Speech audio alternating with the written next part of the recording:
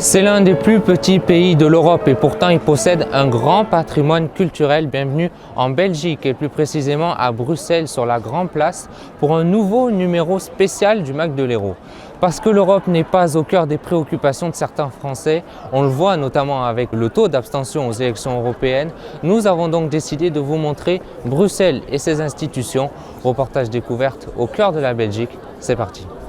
Bruxelles, c'est d'abord ceci. Un quartier européen avec le Parlement et quelques mètres plus loin, la Commission européenne. Mais revenons d'abord aux origines de cette construction européenne.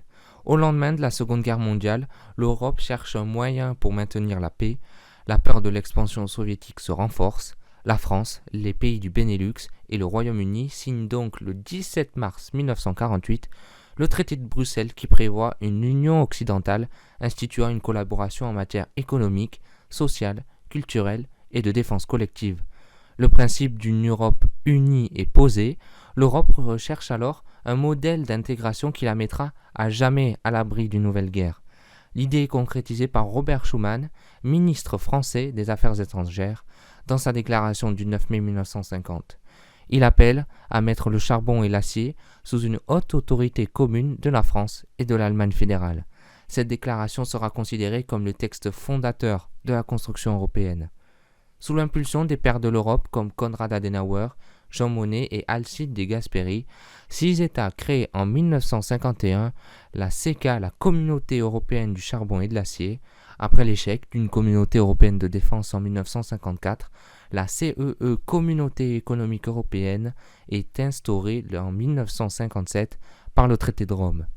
En 1992, le traité de Maastricht institue une union politique qui prend le nom que l'on connaît bien aujourd'hui d'Union européenne. Ce traité prévoit aussi la création d'une union économique et monétaire avec une monnaie unique, l'euro. Direction maintenant le Parlamentarium, le centre des visiteurs du Parlement européen où petits et grands y découvrent la démocratie européenne.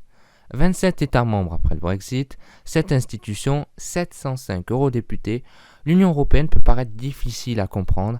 Qui travaille au Parlement européen? Quel impact a-t-il sur notre quotidien? Et comment peut-on faire entendre notre voix? Le Parlamentarium expose toutes les ficelles de cette institution.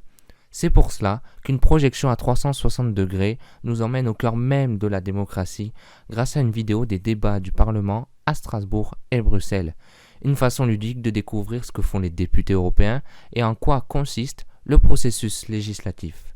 Ce lieu est aussi une manière de découvrir la longue et souvent tumultueuse histoire de l'Europe, de ses prémices jusqu'aux 50 ans de l'intégration européenne. En résumé, le Parlamentarium explique les étapes de l'intégration européenne, le fonctionnement du Parlement européen et le travail des eurodéputés pour relever les défis contemporains. Alors nous allons maintenant rentrer dans le cœur de l'Union européenne, l'hémicycle du Parlement, là où toutes les décisions se prennent et où les lois sont votées.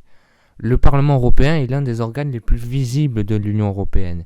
Il est élu au suffrage universel direct, il donne son avis sur les propositions de la Commission européenne et contrôle son action. Les 705 députés européens adoptent la législation et votent le budget de l'Union conjointement avec le Conseil de l'Union européenne. Le Parlement européen se prononce aussi sur les accords internationaux et sur les potentiels élargissements de la zone. Les séances plénières se déroulent en général à Strasbourg, mais des séances supplémentaires additionnelles ont lieu ici, à Bruxelles. Depuis le 3 juillet 2019, le président du Parlement européen est l'italien David Sassoli. 24 langues sont traduites pour que chaque eurodéputé comprenne le discours des autres. Suite au Brexit, la France possède aujourd'hui 79 sièges au Parlement européen. Sur le fond bleu du ciel, 12 étoiles d'or forment un cercle représentant l'union des peuples d'Europe. Le nombre d'étoiles, 12, symbolise la perfection et la plénitude. Voilà la signification du fameux drapeau européen. La devise de l'Union européenne est unie dans la diversité. Comme tous les autres symboles, la devise fait clairement ressortir le sens de l'identité européenne. D'après la Commission européenne, cette devise signifie qu'au travers de l'Union européenne, les Européens unissent leurs efforts en faveur de la paix et de la prospérité et que les nombreuses cultures, traditions et langues différentes que compte l'Europe constituent un atout pour le continent.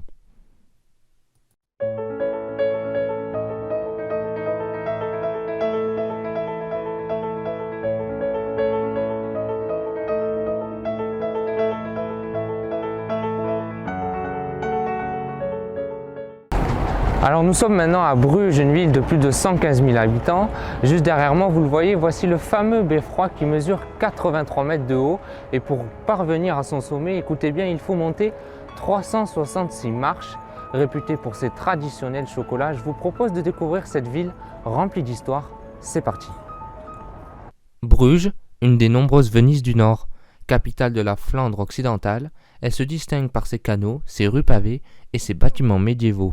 Située à 50 km de la frontière française, elle possède un décor inchangé depuis plus de 5 siècles. Tout commence à la fin du XIIIe siècle, quand Bruges est le centre de l'Europe, le carrefour entre le nord et le sud. La première bourse est créée ici, à Bruges. Cette richesse va permettre de concentrer à Bruges tout ce qui se faisait de meilleur en matière d'art et d'architecture, notamment le béguinage, qui abritait une ancienne communauté de riches femmes célibataires. Bruges devient donc une plaque tournante, portuaire, commerciale et financière centrale dans l'Europe du Moyen-Âge. Mais tout cela va vite changer, car au début du XVIe siècle, le commerce s'ouvrit vers les Amériques, déplaçant le centre de gravité de la finance mondiale vers Anvers et Amsterdam. Bruges perdit donc de sa superbe et se figea dans le passé. Elle tombe ainsi au rang d'une simple ville provinciale. Et pourtant, elle a su sortir la tête de l'eau. Elle figure 3 fois sur la liste du patrimoine mondial de l'UNESCO pour son centre historique, son béguinage et son beffroi. Elle fut également la capitale européenne de la culture en 2002, en même temps que la ville espagnole Salamanque. Et pour finir, l'incontournable de Bruges, c'est bien sûr sa grande place avec son beffroi de style gothique, mesurant 83 mètres de haut, de quoi donner le vertige, mais surtout une vue époustouflante sur toute la ville. À Bruges, le dépaysement est garanti. Retournons maintenant dans le centre de Bruxelles, sur la Grande Place. Alors il faut savoir qu'à l'époque c'était une zone de marché et que chaque maison représentait une association d'artisans et de commerçants. L'hôtel de ville est le seul monument qui a survécu au bombardement français à la fin du XVIIe siècle. Et puis dans le centre, il y a bien sûr la personne la plus connue de Bruxelles, le Manneken Pis, aujourd'hui déguisé en soldat de première classe des chasseurs ardennais. La Belgique, c'est aussi le pays de la bande dessinée. Tintin, Spirou, les Schtroumpfs ou encore Boule et Bill, ils sont tous nés en Belgique, ce petit pays par la taille mais si grand par sa créativité. Anciennement un grand magasin, le musée de la BD créé en 1985 est un endroit à ne pas louper pour profiter de l'univers belge. Ici, c'est tout un art, la bande dessinée fait partie de l'identité de la culture belge. Des personnages comme Tintin ou Boule et Bill sont devenus des stars et ils font désormais partie de nos vies. Chaque personnage ici a une signification, même le fidèle compagnon de Tintin, Milou, qui fait référence peut-être au surnom de la première petite amie Hergé, Marie-Louise, qu'il prenait plaisir à surnommer Milou. Dans ce musée, on découvre toutes les étapes de la fabrication d'une BD, des maquettes de dessin jusqu'au résultat final en passant par l'écriture du texte de la BD et la mise en couleur. Nous comprenons donc bien le travail que représente la création d'une bande dessinée. En résumé, que ce soit au quartier européen ou au centre-ville, Bruxelles regorge d'institutions et de monuments qui font d'elle l'une des villes les plus culturelles. Et c'est la fin de ce nouveau numéro du Mac de l'Hérault. Merci de l'avoir suivi. Je vous dis à bientôt pour de nouvelles aventures. Ciao!